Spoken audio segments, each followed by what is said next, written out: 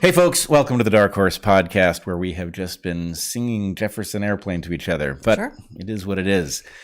It is You ever feel like you've been given a pill that makes you larger or smaller, 10 feet tall? crazy pills. Yeah. I think that's what it is. Yeah. Yes. Well, all right. Let's begin at the beginning. I am Dr. Bret Weinstein. You are Dr. Heather Hying, and this guy's not a doctor at all. he is that we know of. This is Tesla, named after the scientist, not the car. Thank you very much. Exactly. Exactly. For those only listening, he's a cat. He is a cat. He identifies as a cat. Identified as a cat as birth. Because identity is not a thing in non-humans. Is that right? I think so. Really? Yeah. I mean, maybe not. Maybe once you have theory of mind, you kind of got identity, because if you can identify someone else, then you sort of have a sense of self. But I'm pretty sure cats, no sense of identity. Nope. I actually think you have. I appreciate your conjecture. I get okay. of what it is made, but tell me that this cat sometimes does not identify as not having been fed yet, even when he's been fed. That's a state of being. This is the distinction between ser and estar in Spanish. That is a different kind of identity. That isn't a permanent identity. No, all right, but are these other identities that you're complaining about in human space, aren't they temporary? Oh no, because you're right, because the only people who are not allowed to transition are people who have transitioned. Right. It's temporary until you've done it once. Right. It's required until you've done it once, I think. Yep. And then there's no going back. No going back. Because once you've seen your true self, only the others can tell if you were actually right. Well, I apologize for doubting you. You had it right. I don't even remember what I was right about at this point. You were alleging, based on very little, that his identity as not having been fed yet was a temporary state, and therefore not an identity in the human sense. Yes. And if cats could be bored by conversations, he would be bored by this one. Right. Although I will say that we have done the right thing. We have established something important up front, so no matter what else happens today, we've made progress. Oh wow, that's a really low bar. We're going to talk today about Project Veritas's reveals this week around Pfizer broadly, right? That's sort of it broadly. But first, some top of the hour stuff, right? We've got DarkHorse accounts. Channels now at Instagram, Facebook, LinkedIn, and on Twitter, which are going to be the places to go if you are on any of those platforms to know if we're going to be live stream or if there's another guest episode coming out, etc. We follow these live streams with the live Q&A. Some people have already asked questions for this week. You can go to darkhorsesubmissions.com to ask questions. We'll be doing that after this hour to 2 hours, take a little break, and then come right back here. In that break between, you could start reading Hunter-Gatherer's Guide to the 21st Century. You could. if you wanted to. Or Natural Selections, which is where I write weekly. This week I wrote about 15-minute cities, about sort of the top-down attempts to create something that seems more livable, and the problems with the top-down approach to urban rejuvenation. If you're watching on YouTube, know that we are also on Odyssey, and that's where the chat is happening. Not that we can see it, but that's where it's happening, and we hear about it. Sometimes you can get some stuff that we think is cool, that came out of our heads, and the fabulous artists we work with rendered the drawings, and now they're being sold at darkhorsestore.org. Things like Pfizer, where the breakthroughs never stop. Yep, and lie to a tyrant. And finally, we are supported by you, our audience. So we appreciate you subscribing, liking, sharing the videos, sharing clips. You can find clips on Dark Horse Podcast Clips channel, both on YouTube and Odyssey. And of course, the audio for the main broadcast is available everywhere podcasts are broadcast. Podcasts are broadcast? Is that how you would say that? That is how I would start a poem about it. Okay, excellent. You can join our wonderful Discord community at either of our Patreons. And tomorrow at my Patreon, we're doing our monthly private Q&A. You can join us there. Join Bret's Patreon for access to one of his monthly conversations, but at either of them, you get access to the Discord, where you can engage in honest conversations on difficult topics by text, by voice, by video. They've got all sorts of meetups and conversations and topics, and it's really it's all over the place in a really interesting way. And we encourage you to go there. Karaoke, and I'm imagining we can't be far from rap battles on important topics. That's bound to happen. Really? I think so. Okay. Well, you heard it here first. I might be tempted to try that. You thought it here first. I thought it. Yes. Okay. Fair enough. And we have sponsors. We only take sponsorship from companies that make products or services that we can either personally vouch for, or we have someone who can personally vouch for them for us. In this case, we or a dog we love can personally vouch for all of these products. So without further ado, here are 3 ads for this week. We've got Sundays. Our first sponsor this week. It's a fantastic, unique, dry dog food made with your dog's health in mind, not just convenience for the humans. Our dog Maddie, who's snoring in the corner here, reports that Sundays is out of this world. When Sundays approached us about being a sponsor, we were dubious because Maddie's a Labrador.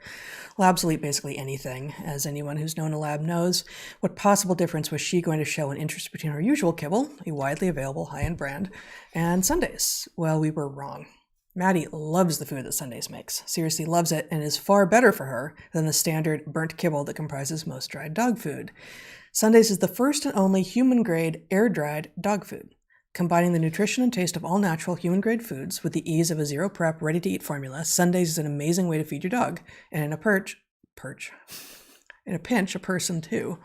Right? You admitted the first time we read a Sundays ad that you had in fact tasted it. And I will tell you that it tastes far better than other dog food smells. That is about as far as I can go, not having tasted the others. But yeah.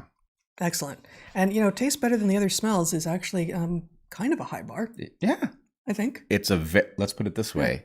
You're not saying it tastes better than you can imagine the other stuff tastes based on how it smells. You're saying it tastes better than the other stuff smells. That seems like a high bar to me. Yeah. Okay. Sundays is easy for humans, too. No fridge, no prep, no cleanup, no gross, wet dog food smells. Quite right. Sundays is gently air-dried and ready to eat. No artificial binders, synthetic additives, or general garbage. Look at the label. You'll find none of that. All of Sundays' ingredients are easy to pronounce, except for quinoa, and healthy for dogs to eat. In a blind taste test, Sundays outperformed leading competitors 40-0. That sounds like a made-up number, but here's the thing. When I have a bowl of Maddie's previous food ready for her, she's definitely enthusiastic. Again, she's a lab. But when I have a bowl of Sundays ready for her, it's a whole different level of enthusiasm. She bounces and spins and leaps in anticipation. Do you want to make your dog happy with her diet and keep her healthy? Try Sundays. We've got a special deal for our listeners. Receive 35% off your first order. Go to sundaysfordogs.com/darkhorse or use code darkhorse at checkout. That's sundaysfordogs.com/darkhorse. Switch to Sundays and feel good about what you're feeding your dog. And if you grew up in the Southern California area in the 70s, 80s, 90s, then it's Sundays, Super Sundays, now in Fontana. I don't actually know what that was, but that is burned into all of our memories, is it not? It's not more used cars lots? No, I think it's like parts you might buy to soup up a car, but I don't know. But it was in Fontana. And you don't think it's still happening? I have no idea. Yeah. So you stopped at the 90s, figuring you were safe there. I left. I see. Yep. And that wasn't on Firestone Exit Southgate. No, that was a car. No, that was new cars, I think. Oh, really? Yeah. Okay. Off in the weeds. Off on the weeds. Our second sponsor this week is Ned, a CBD company that stands out in a highly saturated CBD market. Ned was started by 2 friends who discovered that their hyper-modern lives were leaving them feeling, quote, empty, bewildered, and disconnected. Something about this way of life just wasn't working, they say on their website. So they started Ned.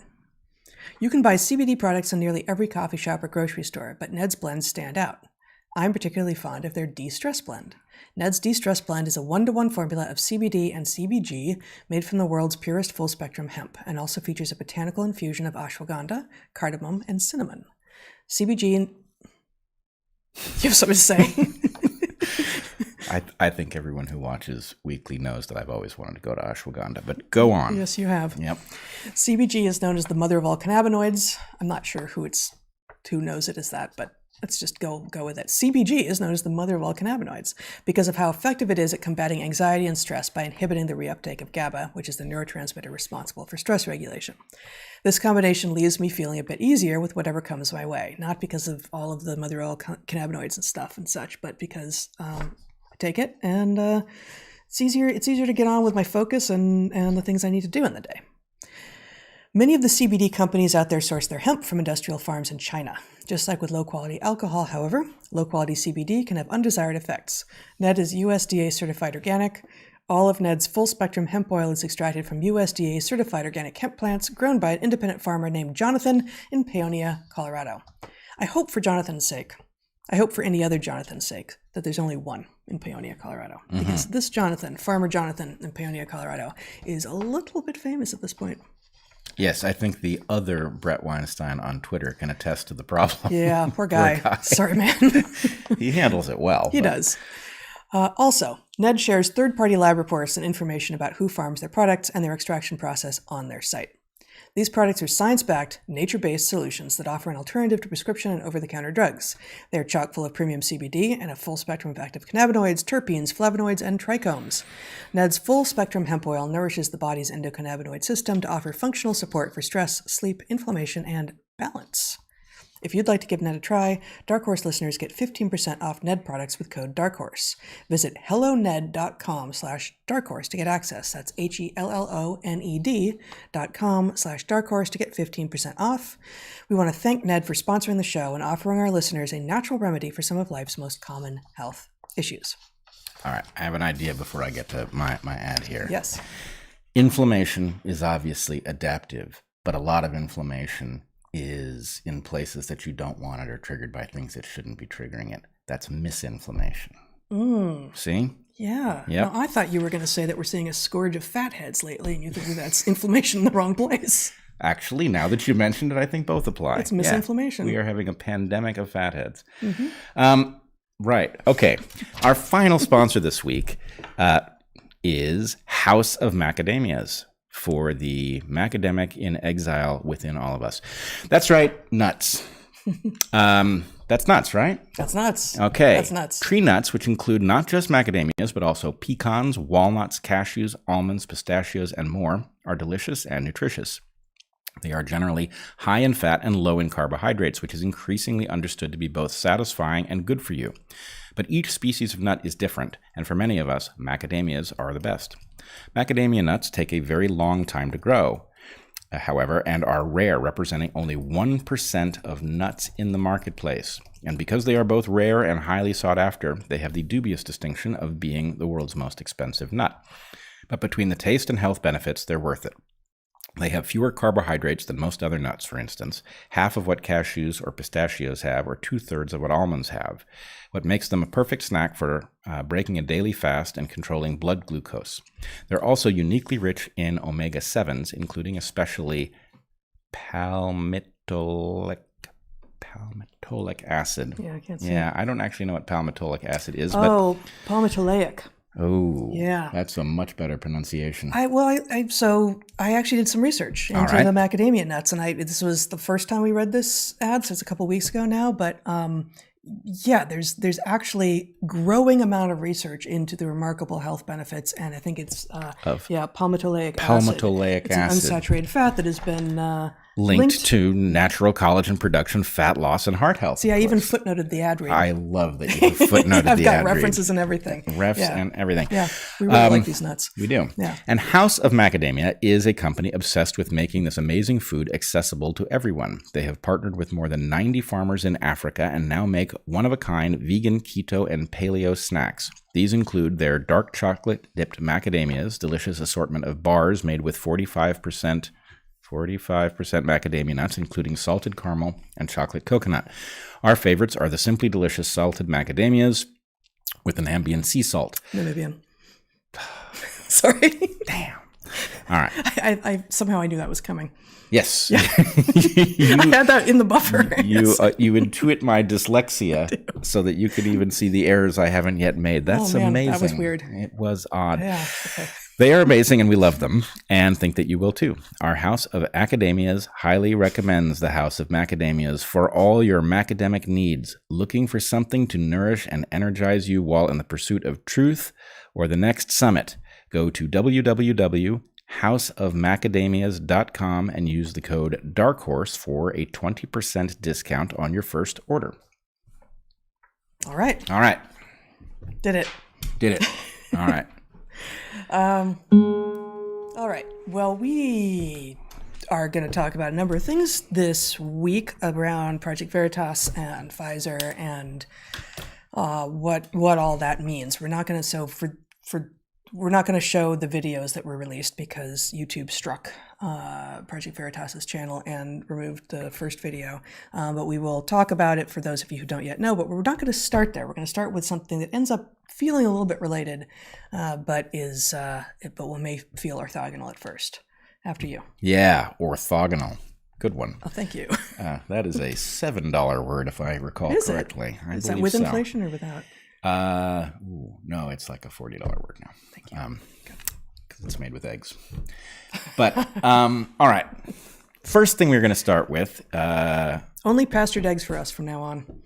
Only pastured eggs for. Right. Mm-hmm. Yeah, the domestication of everything, including the food that the domesticated animals that we eat or that produce the food that we eats, is causing a health scourge. And that is not what we're talking about today. But I just thought, since you mentioned eggs, I would say good. That. In fact, I think we should just get all the asides done now. Are there any other asides that we can see coming? That's not the way with asides, is it? I guess it isn't. No. Yeah. All right. So later on, there may be a side of asides that we will have with the main course, which begins with Scott Adams. Cracker? Me? You're not the first person to level that accusation, and no one's ever found anything to suggest that it's accurate. So you are a white guy. It's spicy. I have the prerequisite. Mm-hmm. Okay. It doesn't make me a cracker. Man, swear we're sober. Yeah. Let's all right. Let's get serious. Yep. Okay. Let's do it. Scott Adams has turned the world somewhat upside down with, at first, his acknowledgement that those of us who had resisted this so-called vaccine campaign had actually turned out to be right, and that he had in fact been wrong, and that seemed like a generous, forthright, proper admission of having changed his position. He then followed it up with a slew of it's like 60,000 tweets at this point that are confusing and seem to muddy the waters. And the gist of at least many of these follow-on tweets is that although he acknowledges that he got it wrong and that those of us who resisted... Some other people didn't get it wrong. His point is it was a coin flip. So you could either go with the official narrative or you could resist the official narrative, and some people resisted and they turned out to be right. But there was no method to figuring out what the truth was because the information stream is so polluted. One interpretation of which is, I didn't have a method, therefore no method can exist. Yes. And, I must say, Scott is an interesting character, and I like a good deal of what he does. The way he prods people is, I think, quite useful often. And there is an aspect to this prodding that I think is positive, but there's also a weird feature of it where it seems to be that he is resistant to the idea that there might even be a method. And his basic point is, well, then teach it to me, right? Mm-hmm. And the answer is there is a method. It's not teachable that way. Right. And go ahead. Well, I guess, and as I said in the one response that I gave to him online, it can't be a static strategy. right? Like you can't. The teach it to me seems to be, if it's in good faith at all, which of course many people are convinced it's not, but seems to imagine just tell me the thing and then I'll do that thing next time. Tell me the people and I'll just do what they did next time.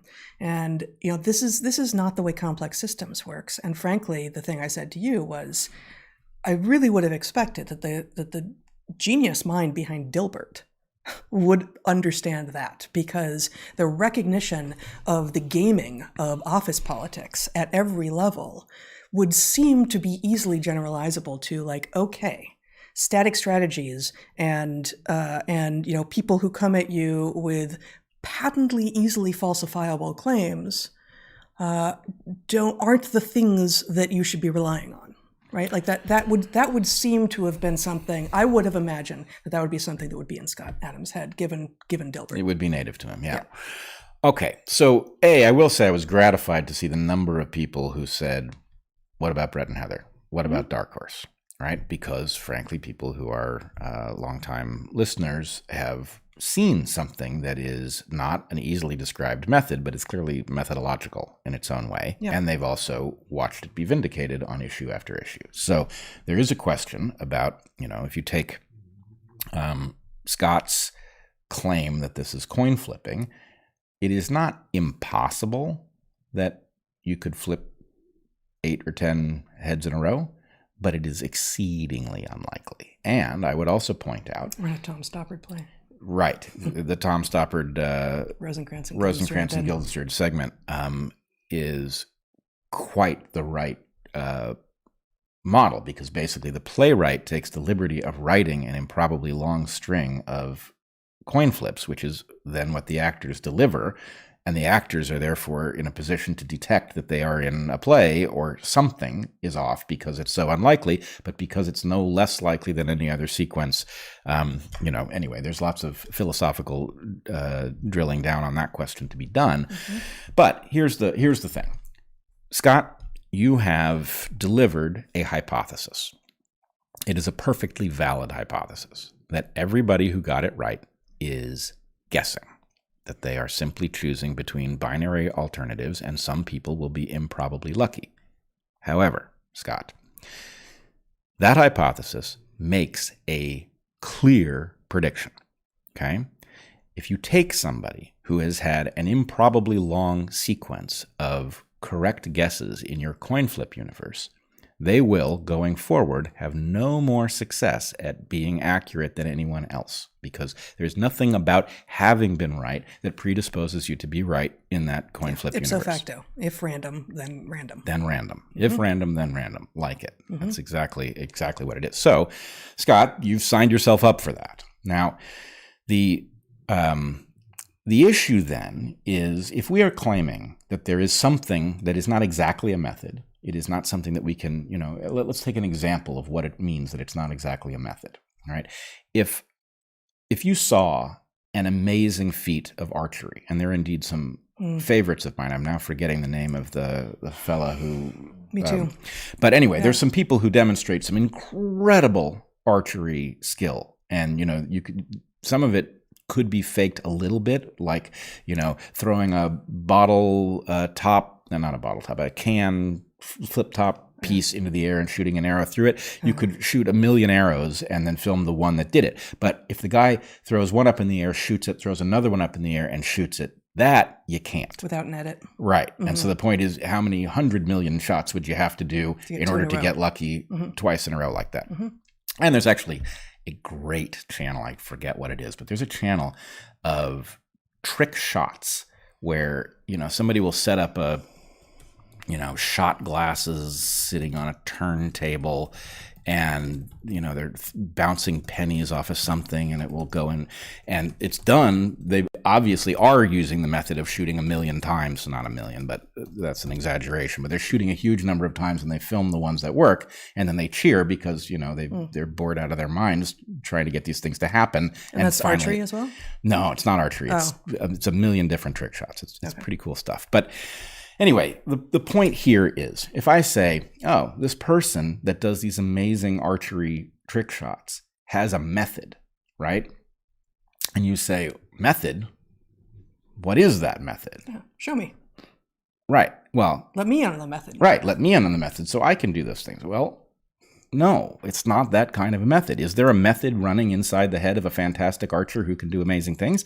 Of course, right? Or somebody who does trick shots in pool, whatever it might be. But the point is that method is not an explicit method necessarily, and B, it is not simple. It's a hard thing to learn. Well, and it's also it feels very precarious.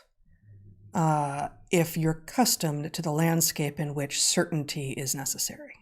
It feels very precarious at first to learn. And, we had this experience in our classrooms quarter after quarter, year after year, and, and in grad school before that. But, welcoming students into a classroom saying, we're going to learn how to think evolutionarily here. And very often we're not going to know. And we're gonna sit there in the not knowing. And yes, that sounds philosophical and vaguely Buddhist or something, but it is there. There's a reason that many traditions converge on this. Actually, the uncertainty and the spending the time trying to figure out what the question is, and not having come to a conclusion so that you can be open to the various sources of information that are coming at you is part of what is necessary. And you can't just hear that and say, oh, okay, I'll do that then. Because you can try, and you should try, and you will get better at it over time, but you won't be as good at it the first time you do that as you are the 100th time. You just won't be. Yep. So I thought what we should do is we should actually describe a few things that have gone into what you and I are doing that you could describe as methodological, and we could move on from there. But okay. I think the first thing for somebody like Scott, who I assume is genuinely curious about how you would improve your chances in a garbage information landscape, right? And a couple of things that are relevant are, one, recognizing that the garbagey nature of the information is in some sense reliable because there are processes that have turned our truth-seeking mechanisms into paradoxes, right? So basically the answer is a stuck field is easy to beat, right? A field that becomes overly concerned about profitability or about reaching a conclusion that is politically viable and understood to be morally good, those fields are going to be hobbled in their own truth-seeking. And so the point is you're not beating a world full of experts who are doing their best and screwing it up. You're dealing with a world full of experts who are compromised by, careerism, for example. Careerism exists, as Heather points out. You're the Dilbert guy, right? Imagine that what goes on in offices goes on with fancier jargon and bigger, better equipment in laboratories, in universities, right? That's what's going on. You've got careerism, credentialism, territoriality, all of these things compromise these fields. And if you don't have obligations to those structures, you are actually free to do something that they can't do. So one thing... I'm just going to repeat that point, which is that many people outside of science, even if they can see the inanity which sometimes verges into insanity in their particular domain, be it office culture or entertainment or the law or government or whatever it is, somehow assume that what happens in science, often now people don't assume that what happens in academia is pure, because the I don't even know what, something's been torn off. We can all see this now, right? Yeah. But people still imagine that, well, if you call it science, the people who went into science must have done so for only the purest of reasons. There must only be the most honorable and upstanding moral players in science. And therefore, if it comes at you under the imprimatur of science, it must be science-y. And, honestly, the last 3 years have been the, repeated, constant proof that that's not the case. But from within science, since the early 90s, early mid-90s, when we started in grad school and even in undergrad, when we were working with some of the best scientists in the world, it was clear that science is no different, right? That there are brilliant players and there are ridiculous players, and there are naive ones and non-naive ones, and the entire gamut of human experience is represented there as well, as of course it would be. And of course, you would, if you are in the world and you see, what has replaced, frankly, religion as the thing that everyone looks up to and doesn't question? Oh, it's science. Well, all I have to do is get myself some glassware and a lab coat, and maybe I'll have to get that fancy degree. But then I am unquestionable. And so, we've been doing this for decades. But in part, what we've been doing is saying to, we've got lots of scientists in our audience, but for the people who don't think of themselves as scientists, saying not only can you, but you must. Question the stuff when it comes at you, when it's dressed up as science, because of course that's going to be a thing that they do when they're not actually revealing science to you. Yeah, or another way to say it is questioning the science is how you do science, right? Yes. That is the thing, right? Much tighter. It's much tighter. But yes. So anyway, I mean, at one level, you've got a system that if even from the outside, you can see it's riddled with perverse incentives, right? You can see that the way funding is done is going to result in people who play the game outcompeting people who do the job exquisitely well but don't play the game, right? That's true, and it's true at a level you probably can't imagine if you've not been inside of a university setting. But all right, so you've got a bunch of fields that are underperforming is a severe understatement. You've got a bunch of fields that have gotten themselves stuck in a ditch for no reason. And the question is, what can you do outside of those fields? Now, you and I, first of all, there are just a bunch of things that belong on the table here. One of them is, how did we get it right? Well, we didn't get it right. That's not what happened. What happened was, we started with our best understanding of what was taking place, which was clearly wrong in some ways. And we moved in the direction of getting righter and righter, right? That's the way it's actually done. It's not a method for being right. There is no method for being right. There's a method for taking your understanding and upgrading it based on information. And I will say one of the most important features of this environment is figuring out how not to process everything. If you feel responsible for processing every fact relevant to a question that you are interested in, you will end up processing some facts that aren't facts, that are simply untrue. And if your point is what we do in science is we reconcile all of the facts so that they fit together in a model, but a third of your facts aren't facts at all, they're the result of corruption or error or something like that, then your model will not work. It will, And it's anti-scientific to say, well, but it's a fact, therefore it must work. Like, okay, you have to keep going back down the decision tree, the assumption tree, and saying, which of the things that I know to be true aren't in fact true? That is how you reconcile irreconcilable facts. Yep. You figure out which of them isn't in fact a fact. Which of them isn't in fact a fact. And there are I don't want to say tricks, but there are ways to spot them, right? So for example, if your model is getting better and better, how would you know it's getting better and better? Because it gets more and more predictive. And then it stops doing that. Well, that suggests that you picked up something that you thought was a fact that wasn't, right? And so the ability to back your model off and say, when did it stop improving and what happened at that place? And then looking at the thing that you picked up and you say, why did I think that was one of the ones I could rely on? So anyway, it's things like this. And what was the source of that? And do I have any other facts from that source?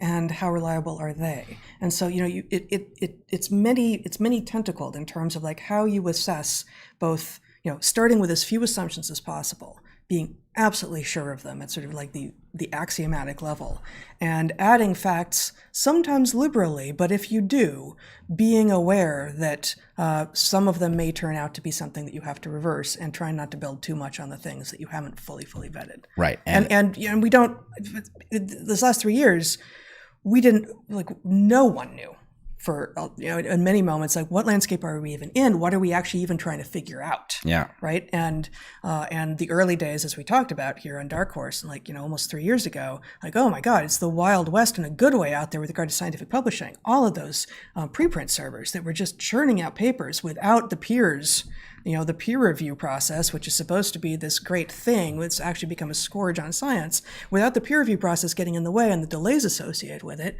suddenly there was all of this often really high quality science available. Right. But the other thing about it was because it was happening so quickly that we were all driven to the preprint servers rather than the so-called peer-reviewed literature, What that meant was you didn't need to explain to anybody why you were processing this paper and not that one. The expectation is not that you're going to process the entire, group of unpublished results. Some of them are garbage and won't make it, right? And they were coming out, just so fast. Right. Yeah. And so the point is, look, this is the problem.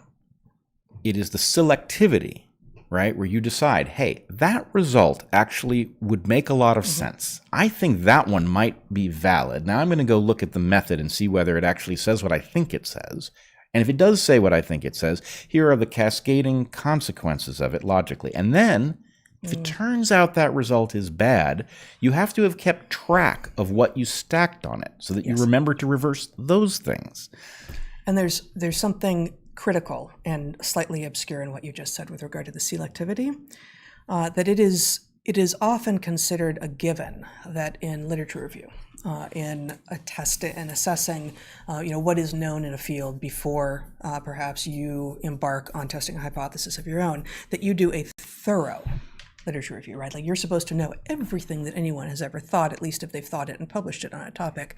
And for some topics, and under more slow-moving times, that is in many ways an honorable approach. Although we used to in our classrooms argue that it might be better to go in, especially if you're an undergraduate doing a research project, go in without knowing what other people have thought, and then afterwards, after you have figured out, after you have designed your experiment and taken the data and analyzed it, and now know what you think you know what you think you found, then go and see what other people have thought. Like that actually helps you hone your own understanding of the universe better. But that aside, one thing that is being gamed now is this idea that you aren't really allowed to speak on a topic until you know everything there is to say about it.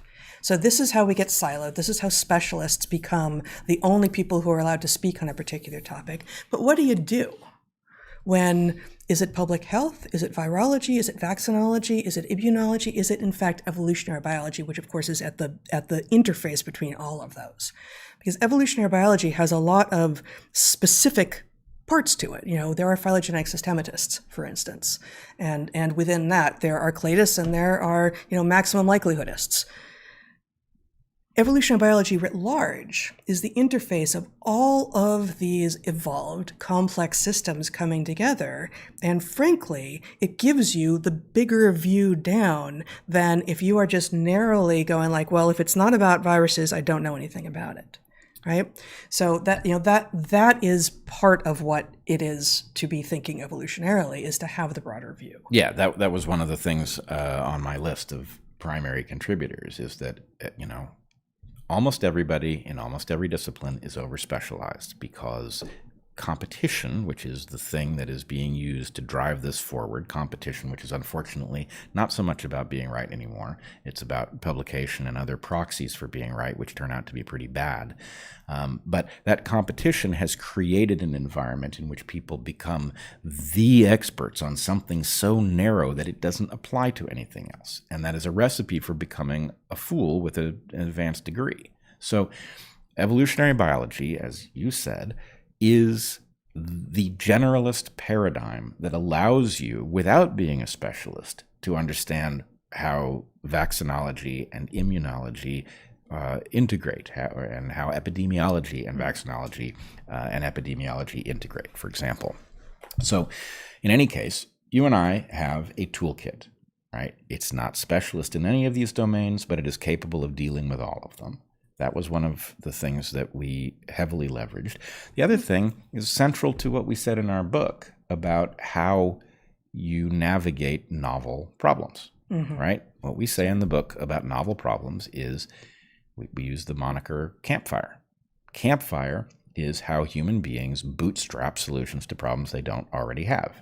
And they do it by talking to each other. The idea is the campfire happens in the evening when you're not busy looking for roots and tubers or huntable animals. Navigating phone trees.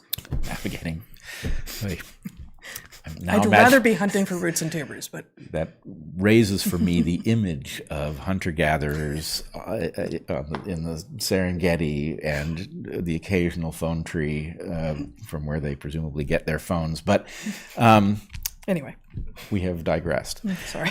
But anyway, the point is evolution is a generalist toolkit. It allows you to process these things. Campfire is the process of more than one individual pooling what they know, pooling their different skill sets. Individuals don't tend to have the identical skill set. You and I are both evolutionary biologists, but we take very different approaches to it.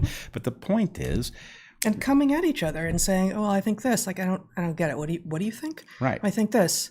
Oh, you think that? No, you still don't have it. Oh, I think this. Oh, I see what you think now. Here's why I think you're wrong.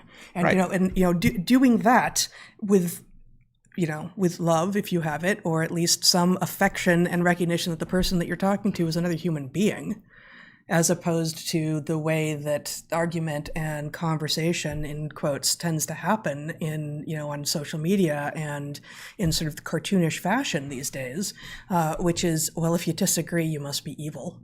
Or if you disagree, you must not be human. right.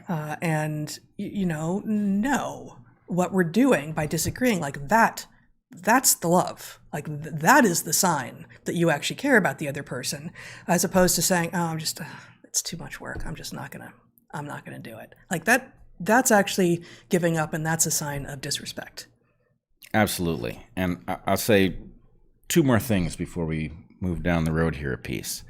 One is the ability to filter out stuff you don't want to process is essential, or don't think that you should process because you have doubts about it, even though it will result in you throwing out things that are true, right? The point is you want to bias in that direction. Including garbage in your model is much worse than failing to include something true or being delayed and waiting to include it, right? Yes. So a preference more or less for type 2 error over type 1. But the problem is an actor who is perversely incentivized and liberated to pick and choose what they process will, of course, engage in confirmation bias. Somebody who has written a book on a premise that is incorrect, right? That person is much harder to back off that premise because they now have a lot riding on it. It will be embarrassing, and it's hard to unpublish a book. So, or even more so, built a career on. Same. Right? The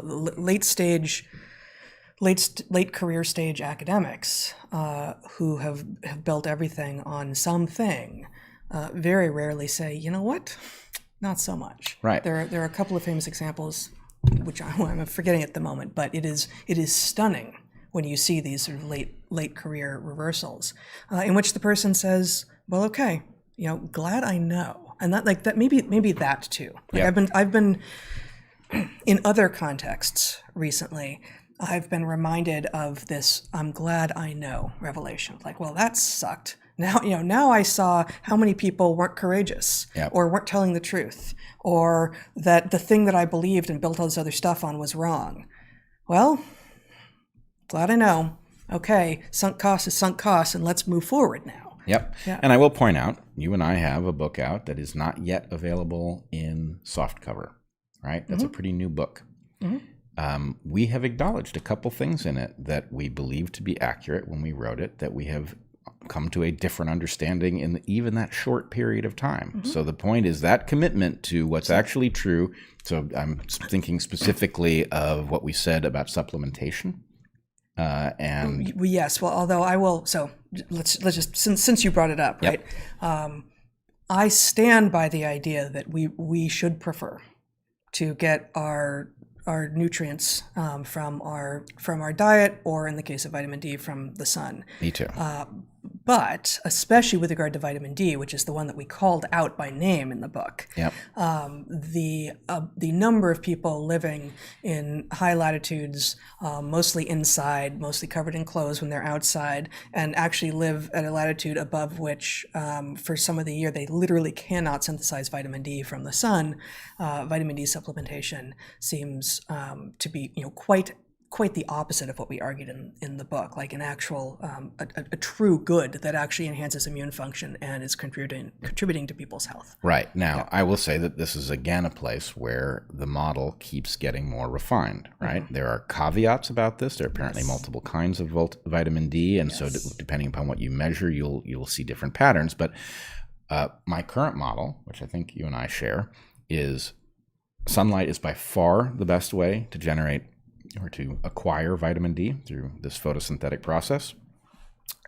and that supplementation, while it is important, is much less effective. It is much better for driving up levels in the blood to prevent vitamin D from being lost, right? So the deficiency. I think that was confusing the way you said it. I think it's supplementation is better for maintaining levels as opposed to for driving up levels. That's what I mean. So the basic point is make vitamin D while the sun shines, as we said. And that means not just, hey, I'm out in the sun, I'm making vitamin D. Well, you're making vitamin D on your face and maybe your arms, but you're probably wearing long pants or whatever. So make as much vitamin D. We're encouraging you to get naked. As close to it as you can while your app or whatever you're using tells you the sun is high enough in the sky during a right part of the year that you can actually make vitamin D. And on then the right part of the planet. On the right, yeah. You've got, these things have to align. The fact that the sun is shining isn't enough. But make as much vitamin D as you can so that you're not deficient, and then dramatically slow the rate at which you lose the vitamin D and become deficient with supplementation, something like that. So anyway, this is that model, I'm not telling you that's the final state. I'm telling you that having refined the model 3 or 4 times, that's the current state. So, all right. So that was you raised that as, even our book, which just came out a year and a half ago, has some things in it that our positions have evolved. Right. Vitamin D being one, and I would say we said something absolutely unequivocal in the book about vaccines and the miraculous contribution they have made to human health, which I still believe, but I would certainly put a caveat in there now and say there are different vaccine technologies, and that the value of this technique has to now be investigated with respect to, is there a level of vaccination against too many pathogens simultaneously that causes it not to be good? Is there a protocol that should be deployed in which you are told that you should avoid certain antigens within a certain period of time after you've been vaccinated? Are adjuvants just simply a dead end to begin with? Okay, but it's not a book about vaccines. Right. It's mostly not a book about health and medicine. Right. Although there's a chapter in there, 2 chapters on health and medicine. And what we say specifically is the 3 great successes of Western medicine are surgery, antibiotics, and vaccines. And we also say all of them can be used in times and contexts when they should not be used. We did not go into, I think we tell one story about the Cipro, whatever that class of antibiotics is that's got a long floxamine something, that probably contributed to my rupturing my Achilles tendon many years after we'd both been on Cipro a lot. So we do tell one specific antibiotic story, but it's not a book that explores all of the places where things are gotten right and things have gotten wrong. And unlike vitamin D, the information was out there and available, and we didn't have it. Whereas largely what has happened since the book went out of our hands and we had no more ability to change it, has been most of the reveal of what, like an update based on things that have happened since publication is different than an update based on, actually, we kind of got this wrong and we had the ability to know better, and I think this is 2 different situations. I agree. I think we're deep in the weeds, but the basic point was, things like having built a career, having written a book, make it hard to update a model because you have now a risk of embarrassment, and a commitment to updating these models is essential. In fact, you probably shouldn't write the book if you can't update the model later, if the book turns out to be in some way imprecise or inaccurate. All right, so generalist toolkit. Active discussion between people who don't feel the obligation to validate what the other person is saying, but understand that proper science is done when you push each other around, and that's not personal, right? That's how we were both trained. That's how the cultures of the laboratories in which we learned to think evolutionarily, that's how it went. And that's how you learn the method. It's not the kind of thing, Scott, that you can see on a piece of paper and know it and not be wrong again. That's not going to work. You can't do anything to guarantee that you'll never be wrong again unless you never make any claims again. Right. So, all right. Scientific method, generalist toolkit, campfire discussions. And don't expect to be right. Expect to get more right over time based on processing information that's actually likely enough to be correct or close to correct, that processing it makes you smarter rather than dumber. So anyway, that's we can maybe leave this there unless there's something you want to add to it. No, that's good. All right. I hope people figure this out, though, because it would be great. There are some... I guess one other thing I would add. There are people that we talk to when we're not talking to each other that contribute. Yeah, it does happen. Oh, that's not what I'm saying. Yeah. When we do not happen to be in conversation with each other at that moment, there are other people that we interact with. Also true. I'm not making this better. You're not saying anything. Okay. You're not saying anything wrong. It's just funny. Go on. All right. I'll try to be quiet.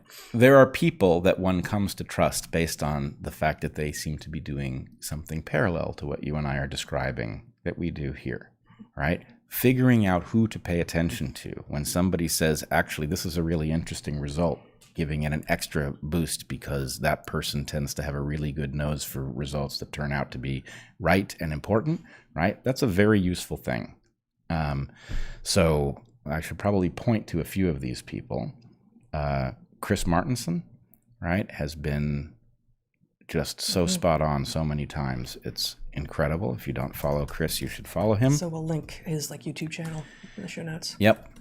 I would say I have more recently become aware of Bret Swanson, whose Substack we have talked about, but he does some very good explorations of claims where people make a claim that something is seen in the data, and he'll say, well, is it? So, for example, his Substack on the question of were 3 million people saved by the COVID vaccine campaign was a slam dunk. Jumi Kim does deep dives on biological topics where she's very careful to process them in a way that you can just see what the evidence actually for and against particular claims is. It's very uninflected with ideology or emotion. It's just, here's what a highly competent person sees when they use their tools to explore a question. Alex Marinos has been excellent. He's not a biologist by training. He does have an advanced degree, I guess, in computer science. But there's many, many, many more. But I think listing everyone is a mistake. Trying to be exhaustive is going to be unfair to the people we forget. That's certainly true. I'll just finish by saying that Alex has approached questions that impact us like, well, does ivermectin work? Right? And he has explored those, and he's delved deep into these large-scale randomized controlled trials that are claimed to prove that it doesn't, and it's amazing what's in there. You find fraud, and you find that actually, in spite of the fraud, the pattern that it does work is present, and it's obscured by the way they wrote it up. So it's an amazing thing. But figuring out who to listen to, who tends to have a good hit rate, is key, and I guess all of those people show their work, which is what we do. Right. All right. Yeah. So we're going to segue now to talking about Project Veritas's revelations this week. For those who are listening later in time when it's not so present, or if you've just not watched the video, we'll link to the Rumble video. But as I said at the top of the hour, so Project Veritas is an organization started 10, 15 years ago, something like this maybe, basically to do undercover investigative reporting. And they had someone apparently go on a date this week with a guy named Jordan Tristan Walker, who's an MD and the director, worldwide R&D, strategic operations, and mRNA scientific planning at Pfizer. He's had that title since 2021. Walker has, and so the Project Veritas guy, who is not seen on camera, you can hear him, is pretending to be on a date with Walker, and basically asking him open-ended and leading questions about what is happening at Pfizer. So just a few more things about Walker before we do some quotes and talk about what we think is going on here. Walker was a consultant at BCG, that's the Boston Consulting Group. Before he was the worldwide R&D strategic operations and mRNA scientific planning director at Pfizer, which is itself interesting. He's a consultant guy, which is consistent with something he says in the second video that Project Veritas releases, when he's sort of gone into scared and trying to fix the problem he's just created for himself and for everyone mode. And then he got his medical degree, it looks like, in 2018. So, he does have a medical background, but it seems like mostly he's been doing consulting and sort of strategic planning for Pfizer. So, like I said, YouTube removed their video for a, guess what, violation of their community guidelines. We've been there, without any more specificity, at least, that has been shared with us publicly. But the video is still up on Rumble. So you basically have there must be a hidden camera in like the guy's glasses or something, showing Walker, again, the consultant medical doctor at Pfizer, saying, for instance, quote, "You know how the virus keeps mutating? One of the things we're exploring is why don't we just mutate it ourselves so we could preemptively develop new vaccines." So this would seem to imply that Pfizer would be mutating viruses and then releasing them into the world so that their newly developed vaccines would then be effective. But that seems even too far for Pfizer. Well, I have to say, I was alarmed when I saw this interaction, because what he says they are doing does not make sense. I'm not. I'm going to just share the rest of the quotes then before you respond. respond. Why don't you share the rest of the quotes? Okay. As you can imagine, Walker continues, no one wants to be having a pharma company mutating fucking viruses. The anonymous date says, so Pfizer is ultimately thinking about mutating COVID? Walker, well, no. Well, that's not what we say to the public, no. It was a thought that came up in a meeting, and we were like, why do we not? It was like, we're going to consider that with more discussions. Then Walker says a little later, the way it would work is we would put this virus in these monkeys, and then we successfully cause them to keep infecting each other. And we collect, I'm actually going to gray out the extra words here to make it easier to hear what he's saying. And we collect samples from them, and then the ones that are more infectious, we'll put them in another monkey, and then just constantly actively mutate it. So, yeah. I don't know if you want to hear all the things. Like, well, let's stop there. Okay. This is the thing that threw me. Yeah. Okay. So that is serial passaging, is what he's talking about. He is talking about serial passaging in monkeys to make the virus more infectious. Now, this does not add up as stated. Yep. And so there's a question. This guy appears to be, we can debate how high level he is, but he does appear to be at the top of some sort of directorate of mRNA. So, all right, he's involved in strategy, but he's deeply inside of Pfizer, dealing with the mRNA technology, telling us that they are doing serial passaging with the virus, but it is not obvious why Pfizer would want to do that. So I want to make the biology a little bit clear. Not only isn't it clear why Pfizer would want to do that, it's not clear why Pfizer would want that result, and it's really not clear. I mean, it's actually clear that that approach to getting that result would not garner that result. Like, well, the science is just wrong. Well, as stated, I think it's nonsense. It seems to be nonsense. Actual nonsense. Yeah. And the reason that I say that is, let's compare to what was done, we think, in Wuhan. Okay? In Wuhan, you had a viral ancestor taken from a bat cave, probably a mine. The viral ancestor, we are extrapolating a little bit from a complex story some of you will know, but that viral ancestor was weakly capable of infecting humans, but not capable of jumping between them.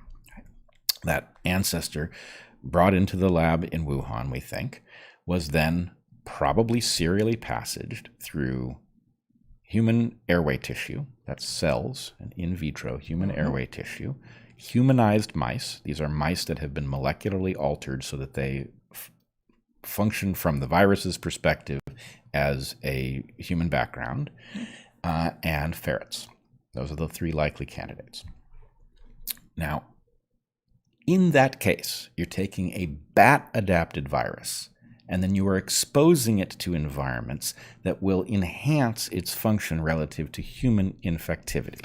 Just let's say also ferrets, for reasons that must be interesting, and I don't know what the explanation is, are immunologically very similar to humans and actually more similar than most monkeys would be. It's not immunologically. Okay. It's the ACE2 receptor. Oh, it's just the ACE2 receptor. Right. And with regard to monkeys, are they all? I mean, he only says monkeys, and it's a good they're question. presumably not looking at tamarins. But so for our purposes, it doesn't matter. Okay. Because the point is, you've got a virus that's not adapted to humans at all, and then you expose it to 3 selective environments that lead in the human direction. Ferrets, because the ACE2 receptor, which this virus in particular utilizes, is a match, right?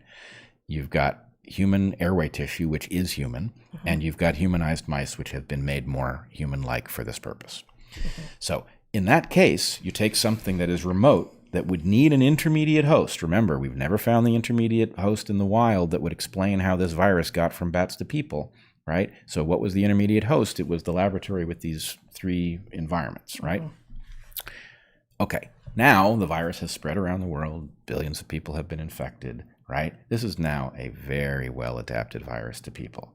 If you take it to monkeys, it will evolve away from human adaptation. Maybe not very far, because maybe monkeys are close enough, but it's not positive from the point of view of enhancing its infectivity of humans. So it's like virulence or infectivity is a abstraction. And once infectious, infectivity would apply equally to anything that you're talking about. It's like we know, and certainly the people who really know what's going on at Pfizer know this. That infectious, high infectivity in a human does not mean high infectivity in a cockatoo. Right. Right. So you could produce, maybe, in fact, I don't think it would work even. Well, you could produce a variant, right? Or maybe a few variants through this experiment in a small number of monkeys. But those wouldn't be useful variants from the point of view of predicting what the virus is going to do in people, which is why he says they're doing it. Right? They want to know what it's going to do beforehand so that they can get ahead on vaccines. But that won't happen from this experiment as he described it, which raises the question of what exactly is going on here. And I think there are really 3 broad possibilities. One is this guy's just shooting the shit on a date, and he's making stuff up, maybe loosely based on something, but this is about the date and not about biology. That it's nuts enough that it doesn't mean anything. Second possibility, which is what he claims in his incoherent way when it is revealed that it wasn't a date, right? I'm a liar. Right. So we will come back to that. The second possibility is that there is a absolutely monstrous explanation for what he's talking about that we can infer from what he said, but I'll come back to that. The third possibility is that he's not really very good at the biology at all, and that he is reporting something real, but he doesn't get it enough to report it properly, and that something is missing from what he said. But also in that possibility is he was in a meeting. He was in several meetings, but he refers to a meeting that day, the day of the date, in which they were spitballing, right? That, the Pfizer execs in the room with him were talking about what they might do. And, he says it was a thought that came up in a meeting. And we were like, why do we not? It was like, well, we're going to consider that with more discussions.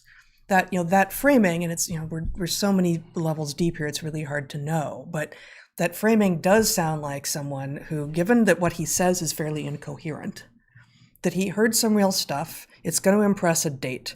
He, heard conversation that was just in the sort of nascent, well, let's talk about this. And no, those conversations, the people at Pfizer never want to get out there, of course, because they're terrible. But given that what he reports on this Project Veritas video doesn't make scientific sense, that does seem like it is a real possibility. A real possibility. Now, there's, of course, more to the story because Pfizer has finally responded. Yep. But let's just fill in the monstrous but unlikely possibility. Yeah. Okay. The monstrous but unlikely possibility is that if you changed this virus in the lab by letting selection modify it in monkeys, and then it were released, and you knew that was now going to be spreading, and you had your vaccine ready, that could be a very effective but absolutely diabolical mechanism for making your products necessary. Yep. Right? Now, I don't really put such a plan past Pfizer. After all, these people have been eager to vaccinate kids who aren't threatened by COVID with a vaccine that does threaten them. That doesn't seem to faze them. So I don't really think there's any moral obstacle to such a plan. But I don't think the people at Pfizer may be a lot of things, but they're not dumb. And the thing is, if Pfizer was caught making new viruses that they would then have to release into the world, then that is going to make these people, it's going to put them on a very short list of extremely evil people from history. And they don't have any reason to do it. They have a very good business model. It's immoral, for sure, but it's much safer than running that kind of risk. So I just don't see them pulling that kind of shenanigans because it's not in their interest to do it, right? They've gamed the regulators. They don't have to do this. They've gamed the regulators. They've got the government mandating their product and buying it, right? This is like this is the next level of organized crime. So but to me, that's the crux. It would be extraordinarily evil, obviously, but it would also be unnecessary at a business level. Unnecessary and very, very risky. Right. Yeah, very risky. So I don't think that that's what he's telling us. Mm-hmm. It just doesn't add up. I will take a lot of convincing to believe that that's what they're up to. Should we take a quick look at what Pfizer says? Sure. So you can. A video got released on Wednesday, January 25th, the Project Veritas video, and then at 8 p.m. last night on Friday, 8 p.m. on Friday, sort of classic move there for a moment of release. Oh, it's called taking out the trash. Are you even plugged in? I am, but the cat's sitting on the cord and all this, so I'm plugged in. So yeah, it's called taking out the trash. Taking out the trash. You report something on a Friday because people aren't paying attention, and you don't want it to. You have to report it, but you don't want people to see it. Yeah. Well, obviously, a lot of people are going to see this, but no one in the mainstream media, I think. So anyway, Pfizer. Are they still around? I think so. Last I checked.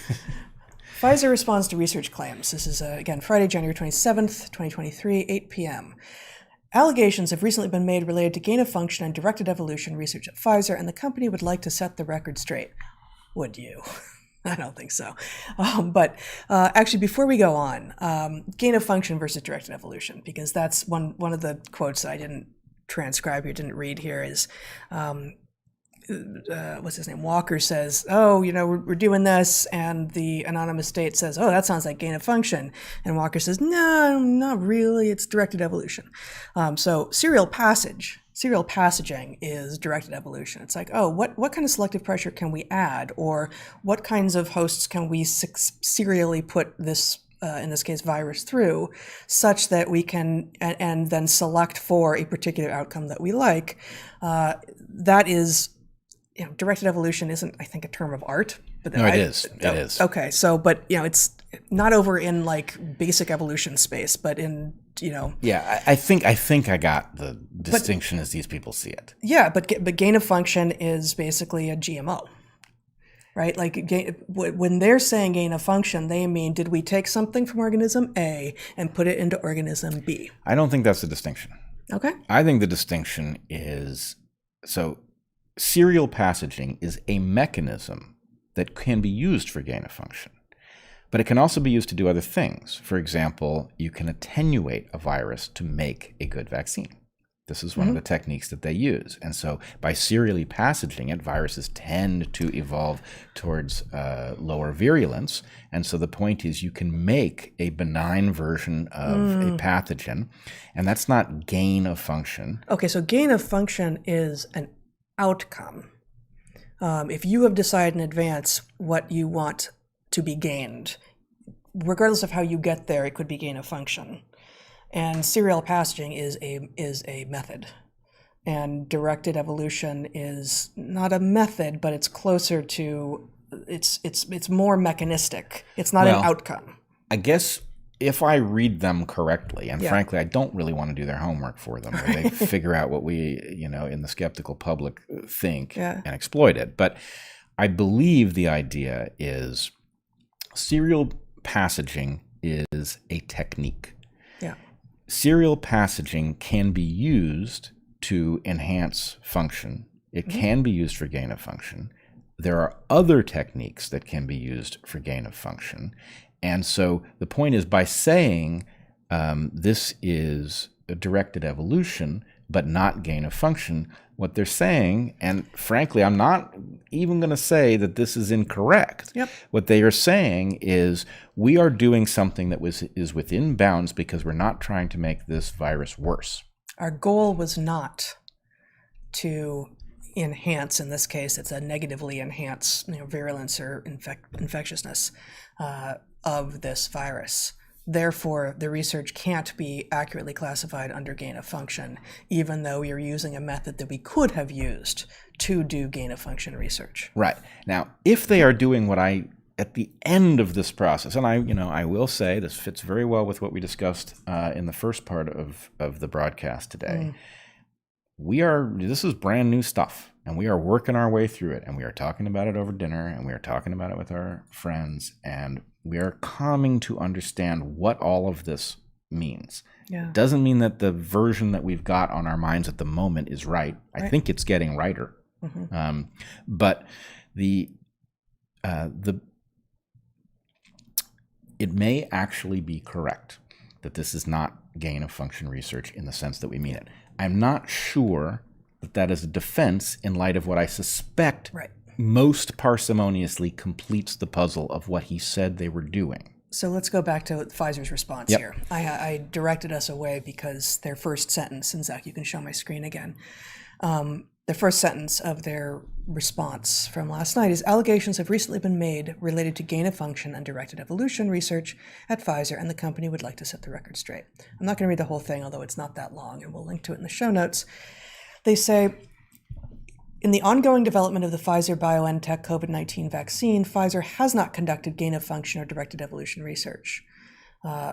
First point, this, unlike the guy on a date, this is written by a team of very careful people, and it's been vetted, of course, by lawyer after lawyer after lawyer, right? So in the ongoing development, Pfizer has not conducted these things. They are not saying that they have never done this kind of research, but in the ongoing development of this particular vaccine, and it's not even clear in the ongoing development. Does that mean it stopped or it's continuing? It's not clear from the way it's written, and I think intentionally vague. Working with collaborators, we have conducted research where the original SARS-CoV-2 virus has been used to express the spike protein from new variants of concern. Now, when I first read that, I was like, why would they even do that? And you had a possible answer that makes sense. Like, why would they take the original virus and use it to express the spike protein from new variants that are already out there? And I think your answer makes good sense. It's at least fits as a reason one might do that. If you had data, if you had evidence that had been accumulated from original Wuhan strain virus, and you were in the process of investigating updated vaccines that used a new code for the modified spike protein that has come about in one of these variants, that you might want on the original background, so that effectively in comparing the two things, your data on this new spike, you were not also swapping out changes that had occurred to other parts of the virus. Which only works because this vaccine is so specific to the spike. Right. Right. Like that's the only piece that I heard missing there. Right. Because because the virus is because the vaccines, so-called vaccines, are only using the spike protein, you don't need the rest of the virus, and indeed the rest of the virus might produce noise that could get in the way of the efficacy of the so-called vaccine. Right. It would be noise that is counterproductive to your understanding what the alteration in the spike sequence had done. Right. Okay. This work is undertaken once a new variant of concern has been identified by public health authorities. This research provides a way for us to rapidly assess the ability of an existing vaccine to induce antibodies that neutralize a newly identified variant of concern. We then make this data available through peer-reviewed scientific journals and use it as one of the steps to determine whether a vaccine update is required. That's not the most surprising thing in here, but I thought, do they? I haven't seen these papers. Well, and they and peer review. Okay, but they must have the fast track through peer review, and I have not seen these papers. Right. This strikes me as a description of a pharmaceutical utopia in which people are actually hard at work. This is how science is done. Right. This is how. But yes. Here's the thing: they describe. That we're constantly checking to see whether a update to the vaccines that we have deployed is necessary. They have delivered exactly one update. Right. It's not like. Yeah. So are they telling us that they didn't spot the need for an earlier update? Is that what they're saying? Because based on what? Based on what? They were working at the speed of science. Sorry. Okay. So here then in the next paragraph, and again, like we could spend hours trying to understand what this crazy little document is, but these two, this one phrase and then the sentence after it that I've got highlighted here strike me as contradictory-ish. With a naturally evolving virus. Now, are they claiming that SARS-CoV-2 is a naturally evolving virus? Is that what we have to accept now, or are they just saying, or is this irrelevant? Right? Well, it's not even parsable, because do they mean it evolved naturally, or do they mean it is now evolving naturally? Right. Or are they could they say, well, we just mean anything that has a natural, ancestor, as opposed to entirely synthesized? Yeah, I mean, I think. Right. So with a naturally evolving virus, it is important to routinely assess the activity of an antiviral. And it wouldn't be with a okay. The sentence feels like it's doing some important work and we can't figure out what that work is. The next thing I've got highlighted here, in a limited number of cases when a full virus does not contain any known gain-of-function mutations, again, is that this one? Such virus may be engineered to enable the assessment of antiviral activity in cells. So, a limited number of cases. Like this one? You're not going to tell us? Well, wait. Gain-of-function mutations. Okay, a lot of us out here, given the evidence for lab leak and the serial passaging and the ferrets and the humanized mice and the human airway passage tissue, feel pretty confident there are gain-of-function mutations in the SARS-CoV-2 virus, in which case this sentence is irrelevant? Or, what job is this sentence doing here? This sentence is highly technical, right? Yes. The bodies are buried right under this sentence. Yes. And you can tell because of the absolutely tortured way in which it's phrased, right? I mean, for example, just notice. Such virus. In a number of cases, in a limited number of cases when. How is the sentence different if you take, how would it not be a limited number of cases? Right? Isn't it inherently a limited number of cases? Right? It's like saying, when vaccinology is performed on Earth, right? Well, it does not. So, you want me to try to steelman that part? Sure. Sometimes, when a full virus does not contain any known gain-of-function mutations, we might do some of this fancy engineering behind the scenes, but not always. We've got some subset of viruses that we're doing stuff on, and in some of the cases within that subset, we do this additional thing. So should we But expect a shell game later on? Yes. Where the point is, oh, you didn't ask about those cases. Right. Is that what's going to happen? Well, we didn't say which limited number, like which Right. limited, which number, which Tell cases. us which number case you want to know about, and we'll let you see those files. Yeah. So anyway, there's something very odd about this sentence. Yes. I do think I understand what they want us to infer, Okay. which is that when they know that they have to stay one side of the line about enhancing function. Mm-hmm. And so they're telling us in cases where that's not a risk because the thing that we're using as a source doesn't contain them, we may do this other thing that allows us to, et cetera, et cetera. Mm-hmm. So anyway, this is, of course, I've now forgotten who coined this phrase. This is a non-denial denial. Oh. Right? Yeah. It's a denial in form, but it doesn't really deny what Jordan Walker said, right? So anyway, it's about something else. It's about establishing a narrative about what they do. But, I mean, clearly you didn't read the last sentence of their statement. Remind me. Fact-based information rooted in sound science is vitally important to overcoming the COVID-19 pandemic, and Pfizer remains committed to transparency and helping alleviate the devastating burden of this disease. They are increasingly transparent. I mean, I just feel like what you said runs exactly counter to that final sentence in their statement. Isn't that odd that they've contradicted themselves? When has that happened in the last 3 years? Right. All right. So let us talk. I think the right order, in order for this to make sense to people, is to talk a little bit about the second video that Project Veritas released, what it might imply, and then for me to tell you at the end of all of this, including Pfizer's non-denial denial, what it is that I think might explain this. Yeah. Okay. Yep. So anyway, we've talked about it, right? You're not revealing. I'm not revealing it to you, but. So let's talk about the second video and the yeah.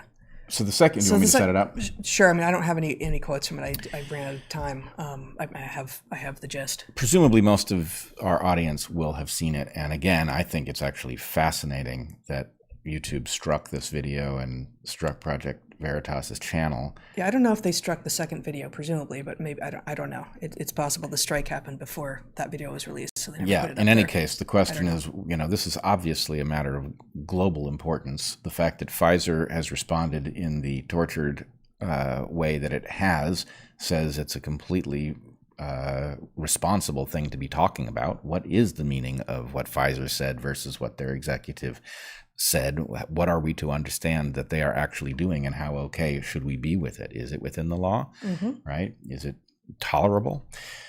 But anyway, in the second video, what we see is the fact that Jordan Walker has been lured into saying things on the record that he did not know were on the record. He thought he was on a date. He says things about his work, and they reveal James O'Keefe comes out and replaces the CEO and the head guy at Project Veritas comes in and tries to interview him about what he said.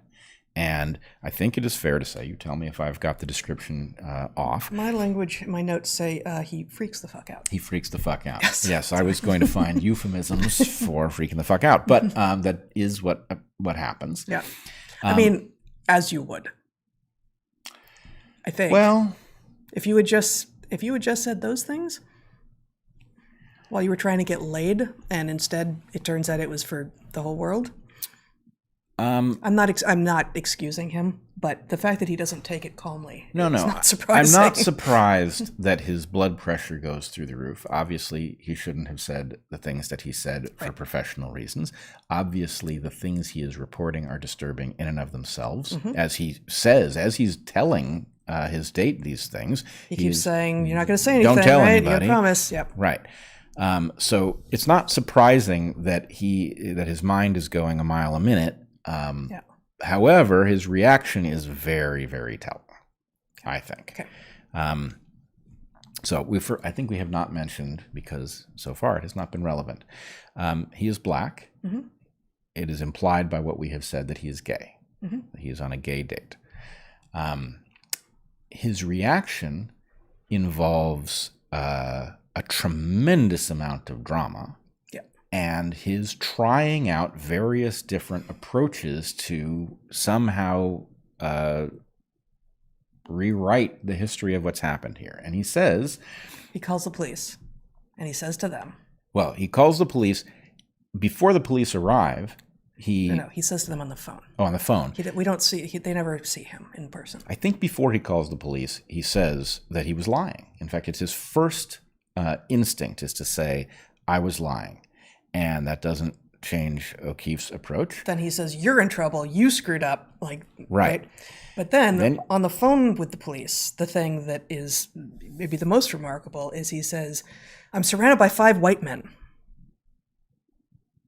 No one has mentioned race at all. Right. It's true. I mean, we can't see all of them, but presumably he's correctly identified their race. It is clearly irrelevant to what has happened. But it is a very interesting phenomenon to have emerged here. Oh, hold on. We haven't. So if you haven't seen it, they're in a restaurant. Yeah. And so the restaurant staff are there, and also Walker somehow blocks the door or locks the door. It's a little bit unclear exactly who did it, what happened. But the restaurant staff want everyone to get out of there because this isn't good for business. And Walker insists that, the 5 white men, of which he is supposedly scared or something, according to what he says to the police, they must stay there. It's absolutely mandated that they stay there. Right. And in fact, he says that so he's not surrounded. They are making him unsafe. Yeah. He says that. Mm-hmm. Okay. So when I saw that, I thought, wait a minute, maybe this is despite the fact that the biology that he reports doesn't make any sense, maybe this is a big story, but it's not the story that Project Veritas thinks it has. Maybe this is a story of incompetence and diversity, equity, and inclusion. Because the point is, on the one hand, he has said lots of biological things that don't add up. Okay. And on the other hand, he's in this reasonably high position at Pfizer, responsible in some way for something about mRNA, the exact topic on which he's saying things that don't add up. And then his first instinct upon being caught having said these things about his work environment is this is about race, and I feel unsafe, which he's obviously not. His first instinct is, I was lying. But that doesn't immediately dissolve the situation. And so he makes it about race. He talks about not feeling safe. He goes there. He goes the place that everyone is being encouraged to go now, and often will completely shut down a conversation or a situation. Right. So one possibility here is, as those who are in corporate environments presently know, there is all of this energy around ESG being environment, social, and governance, right? These supposed scores that allow you to evaluate how honorable a corporation is. It's a total nightmare and a debacle, and it's going to make the world much worse, much faster. But nonetheless, that's the claim about what these ESG scores are about. In a world where corporations are minding their ESG scores, and in which there are woke mobs everywhere, weaponizing HR departments and all of these things, there are going to be lots of people hired who are not qualified to do the thing for which they are hired in order to placate the mob with respect to demographics, right? I don't know if this is the moment, but I've got a couple of pieces of evidence that is exactly going on at Pfizer. Okay. Not with regard to ESG, but with regard to DEI, diversity, equity, and inclusion. So in an undated post on Pfizer's site, it has to be from the second half of 2021 or later, they celebrate their new hire, one Ramses Jean-Louis, who I may be mispronouncing his name. It's their new hire to lead the diversity, equity, and inclusion office. He's the global chief. He says, Jean-Louis says, I feel as if I've joined an organization that has the mentality and philosophy that nothing is impossible. When we apply that same urgency and attention to the area of diversity, equity, and inclusion, the possibilities are endless, says Jean-Louis, who started the job in July 2021. Equity has been one of our core values for a number of years now. It wasn't reactionary. It wasn't an impulsive response to the racial crisis that climaxed in 2020. Then he talks a little bit about having grown up in Brooklyn, his family's from Haiti, and later in the same post, they quote Pfizer's chairman and CEO, Albert Bourla. Quote, Pfizer's commitment to equity is all-encompassing and defines who we are as a company. It's about ensuring every person is seen, heard, and cared for, reducing healthcare disparities, and making sure that everyone has an opportunity to express themselves and bring their authentic selves into the workplace. It's also about holding our leaders accountable for living these behaviors every day, said Bourla. We are taking a data-driven approach to our equity commitments, and I am thrilled that RAM has come aboard to lead these efforts. A data-driven approach to equity commitments is a horseman of the apocalypse phrase if ever I've heard one. Yeah. So data-driven is itself a disaster, and for me, it's become a tell of like, if you're a scientist, like I'm all data-driven, like I don't think you know what science is. Go back to the drawing board and bring me a hypothesis. But a data-driven approach to our equity commitments, they're just counting up demographic markers. Right. That's what that means. They're just counting them up and saying, oh, we don't have enough of this type. Go out and find me some of that type and bring them in. It's insane. Right. So you've got evidence from inside of Pfizer that they're counting demographic markers, which implies the existence of a certain number of positions in which the person in that position isn't expected to be competent or doing anything. It would be helpful, I guess, but the fact is you've then got this guy who doesn't really seem to fit the seriousness of the position that he appears to be in. Mm-hmm. And what he reports when he's talking about his professional life doesn't add up biologically, right? Now, what are the chances that there is something odd about his work history, right? Mm-hmm. This is a urologist who spent 1 year at a hospital, right? And he was at a consulting firm. Right. And then he comes in through the door of a consulting firm into Pfizer. And so anyway, who knows what that all means, but it is possible. But we've seen, as will have maybe all, but presumably most of our audience have seen examples among, friends of people we know and colleagues and acquaintances of people being advanced, not because of what they know how to do, but because of what they look like or where they come from. And in fact, they are advanced in lieu of other people who actually have skills being advanced. And we've been talking about this for a very long time. We've been talking about this for a very long time. Now, the most tragic thing about it is that when you have something like Pfizer counting people of different races as a matter of checking off some boxes, what that does is it invites in people who are using that mechanism to rise to the exclusion of people who might meet those same demographic criteria who are highly qualified. In other words, this is a system that's going to play towards the people who are inclined to game it. And here you have somebody who does seem like they are gaming the system, right? He just doesn't seem scientifically competent. He doesn't seem scientifically competent. He seems, frankly, at best, completely amoral. He is reporting with glee on the enhancing of viruses by his company in a way that the public would obviously be upset about if they knew. And he talks about the risks of one of these things getting out, risks that are obviously real and profound. He is not speaking with any seriousness about this. So anyway, this is a lightweight. And this lightweight is in a position that doesn't make sense for a lightweight in the corporation. And then his first instinct upon being caught having said things he shouldn't have is to resort to, these are white men, I feel unsafe. So the point is, this does seem like somebody who games systems. And this point, he's trying to use the police to get himself out of having said stuff that was irresponsible, right? He wants the fact that the police come in and they see white men challenging a black man to be the sum total of the story. He's trying to create an architecture to escape responsibility for what he said. So, all right, now we've got two questions on the table. It is possible that he is incompetently reporting about biology taking place inside of Pfizer in a way that is informative in some fashion, but hard to parse because it doesn't make sense. That's the story that Project Veritas thinks it has. Then there's another possible story in which this is really incompetence rising through all of the mechanisms of society through diversity, equity, and inclusion. And isn't it a little bit ironic that it's even, wrecking corrupt organizations like Pfizer, right? That it comes for everyone. Right. That's comedy right there. Mm-hmm. But here's the question. After I keep thinking about everything I heard him say, and then the incredible spectacle of what happens when he's revealed, I think it's both stories. Mm-hmm. I think that this is a lightweight and incompetent person reporting something he did not understand that is of consequence.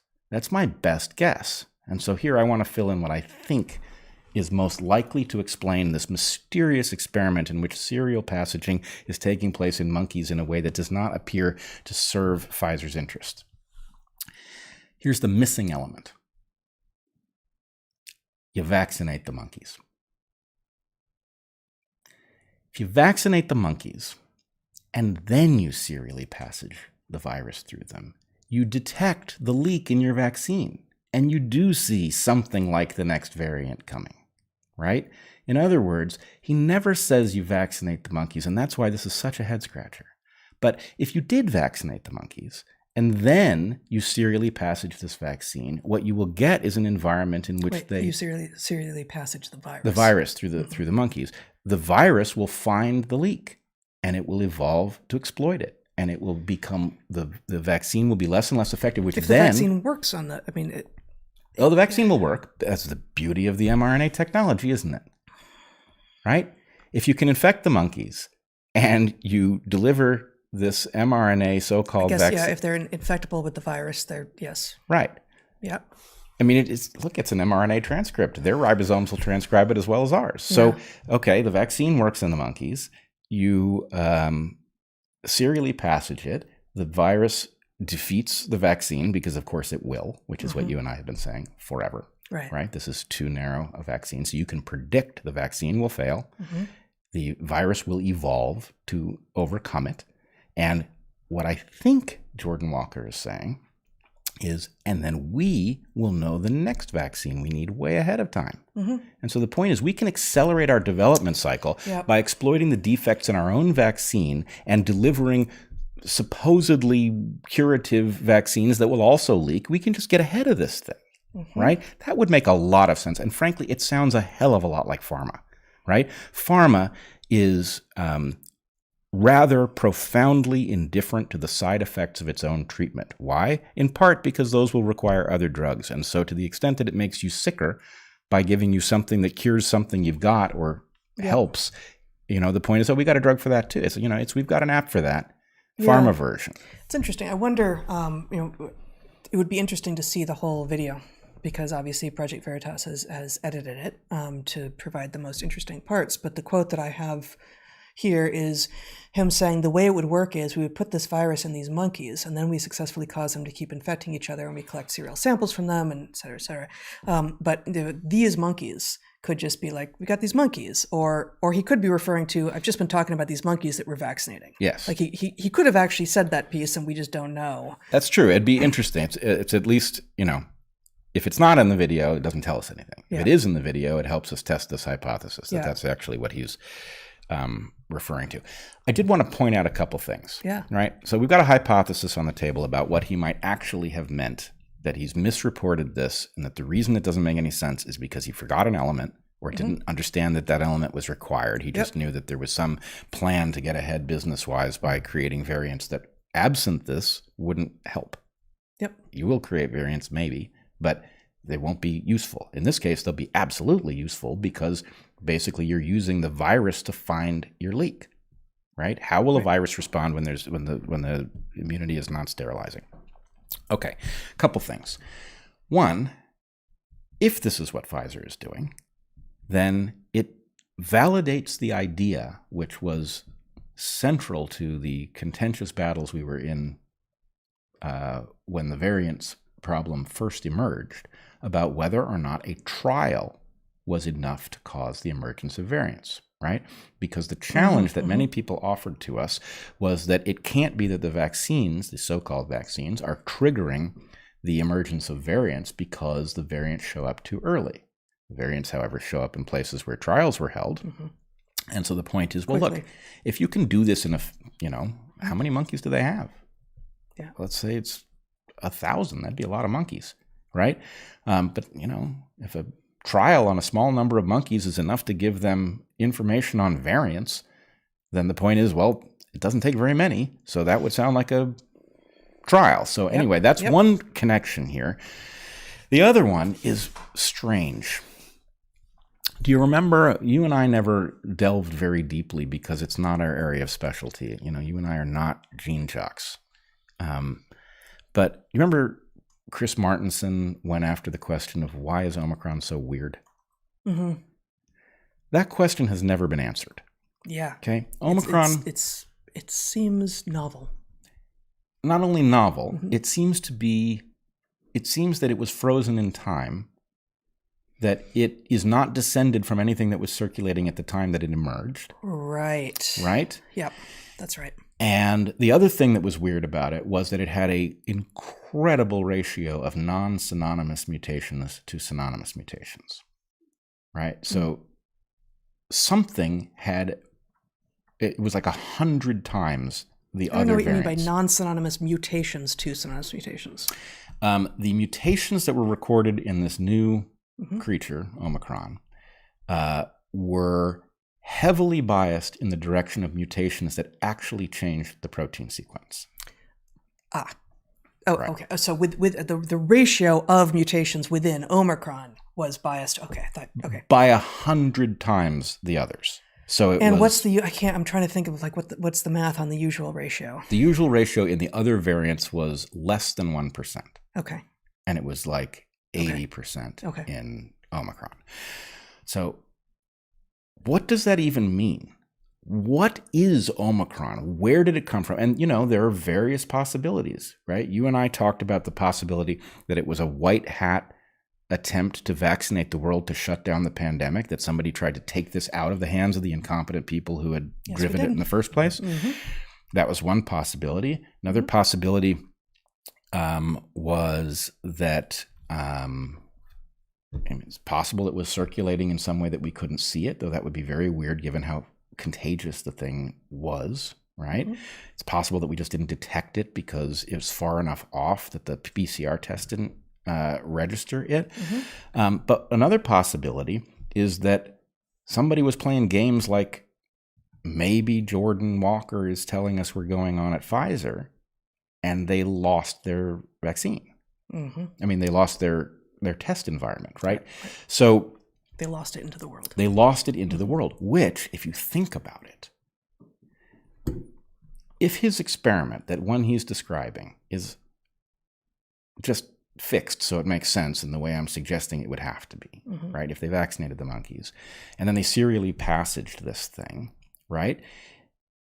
It's actually very similar to the attenuation program that you would use to generate a real vaccine.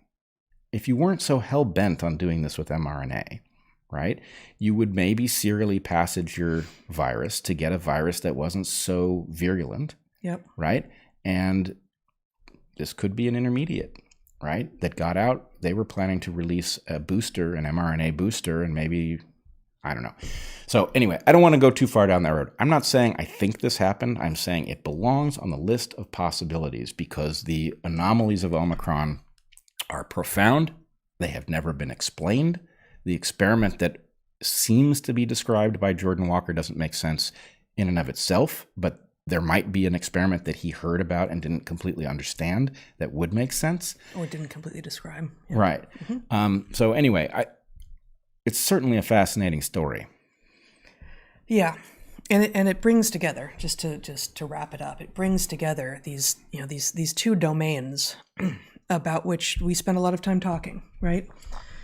The corruption and decay of actual science, and science-ish domains, which includes like public health and public health organizations like the WHO and the CDC, federal granting agencies like NSF and NIH, and pharma, right?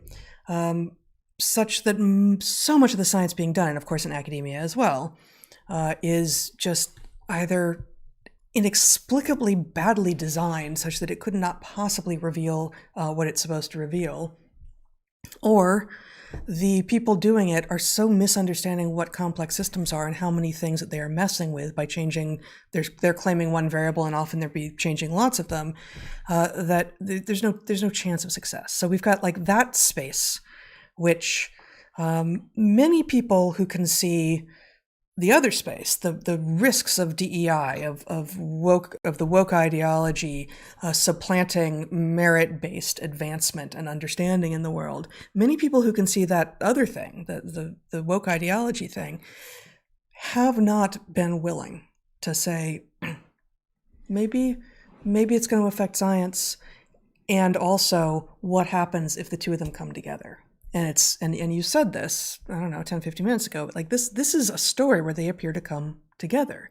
You've got, the failure of science-ish domains as a result of greed and corruption and careerism and all of these things that we talk about all the time, with the, ascent of, it appears, someone, and presumably someones, lots of someones, through the ranks, making decisions that affect the entire planet, who don't appear to have the skills, the understanding necessary to even be able to describe it to a layperson. How is it that those are the people who are making decisions on behalf of all of us? And what happens when that process, as you and I have been warning, interrupts all functional systems? Yeah. Right? We are playing with the fate of the world here, and the bridges don't fall down right away. The airplanes don't fall out of the sky right away. But we're working on legacy competence, and we are eroding the competence of the people who are actually needing to manage the new stuff as it arises. And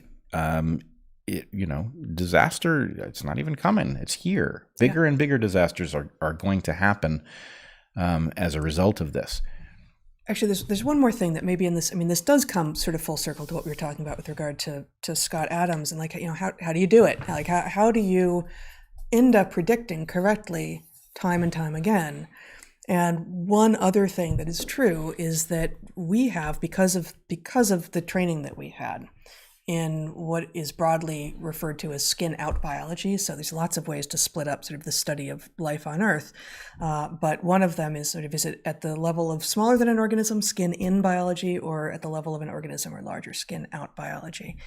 And we used to joke with our other skin out biology friends, our other evolutionary biology friends, but not without truth to it, that the skin in biologists liked to talk about, well, yeah, I work on like the molecular pathways of such and such in Mongolian gerbils. And then they'd show a picture of Mongolian gerbil because everyone loves to see a cute and fuzzy mammal, right? And, the joke was, yeah, but if they literally stumbled across a Mongolian gerbil in the street, they wouldn't know it. Right? Like they wouldn't know it if it dropped on their head. Be like, oh my God, it's a terrible thing. Like they wouldn't know it was their supposed study animal. And this is about the reductionism and the data drivenness and the tech happy approach to science that so many people are engaging in now, because this isn't relevant so much to the question of SARS-CoV-2 and virus and vaccine development, but if you can go outside and see the thing in its habitat, that is going to give you a lot more insight than sitting around thinking about it from your armchair, right? And whenever you can see the thing that you are supposedly studying in the context in which it evolved, you are going to gain more insight, and you are going to be much less likely to engage in these tech-heavy, overly simplistic, overly reductionist solutions. Yeah, I mean, in some sense, you at least need to know what problem your creature is a solution to, right? Before you're going to be really good at thinking about it. Yes. I did want to add one other thing, though. All right. When I first, as I alluded at the beginning of this discussion, when I first ran into this story, I was really alarmed. And I was really alarmed because of the nonsense biology that Jordan Walker was reporting, and that many dissident voices who have been tremendously important in pursuing the various anomalies that have happened during the pandemic weren't talking about the absurdity of the biology that was being described. My guess, and so I did worry that this could be a trap, there's so many hundreds of billions of dollars at stake that a sophisticated trap that caused all of the people who have successfully, survived the onslaught of slanders in order to report to the world what is actually going on and translate it into English so people could understand what was happening, that this was a great danger. If he was reporting gobbledygook from inside of Pfizer and people were embracing it too easily without thinking about the biology, that's obviously a big hazard. And so there's a question about whether this is even real or whether somebody had fed Project Veritas nonsense, which that's never a zero possibility in an environment that's this charged, on which so much rests. I am much less concerned about that now, having seen both the reaction of Jordan Walker to being caught, right? I think that was authentic. It looked authentic. And it does hint at this larger story. And there is a relatively small alteration to what he said that then makes the rest of it sensible enough, right? So, the parsimony has been restored to this, and I'm less concerned that it could be some kind of trap. But I will say that does then cause me to want to give the other dissidents a caution, because what I think they must have done is in their minds connected dots that hadn't been connected in the video, right? They assumed an experiment that would make sense in place of the experiment that was described that wouldn't make sense, right? And so that does create a vulnerability. I think for sure on my first watch, that's what I did. Yes. So I think it's dangerous, right? It does open the possibility of somebody ensnaring the world of skeptics. Well, and I mean, and there's all these terms that may be terms of art, but are used differently by different people. So, even just the ones we talked about here: gain of function, serial passaging, directed evolution, right? The distinction there is. I think we arrived at a relatively clear taxonomy of distinction between these things, but it's not at all clear to me that is those are either stable definitions or the ones that are being used by people in meetings at Pfizer. It does make me want to go back to Rand Paul's interaction with Tony Fauci, where Tony Fauci, about gain of function, Senator, where he's saying that we do not do gain of function research, and it's pretty obvious that any normal parsing of the language would tell you that they do. It's Clintonian, right? I mean, it depends on what the definition of is. We're back there. We are back there. On the other hand, the point is, okay, give me all of the definitions in this quadrant of the glossary so we can talk about what you are and aren't doing and why you feel entitled to, right. So anyway, all of this is to say, I think this isn't a trap. That's not a zero possibility, but it's a lower possibility than I initially feared. But it does suggest that we should all be more careful, and we should all be talking to each other more and sooner, right? Leaping to conclusions about what's being described, before we've had a chance to discuss it is a mistake. And it's one that's induced by social media. Because the idea is, oh my God, Project Veritas has just released this thing. I'm going to be expected to say something on it. And so anyway, that pressure to talk is making people uncareful. And that's a problem. All right. I think we're done. I think so too. All right. So we are going to be back here again next week, and we're going to be back here again in 15 minutes as well to answer your questions. You can ask them at darkhorsesubmissions.com. And consider joining us tomorrow at 9 a.m. Pacific. We're doing our 2-hour private Q&A 2 hours earlier than we usually do this month. That'll be tomorrow. The questions are in. They're great. That's a small enough group that we are able to interact with the chat. And then we do leave that up also for people on my Patreon. Lots more to say always, but we're very, very glad to have you, our audience. We get great communications and sometimes gifts from all of you. In fact, there's a book right there that came in for you. Yeah, I noticed that. Beautiful. And until we see you next, be good to the ones you love, eat good food, and get outside. Be well, everyone.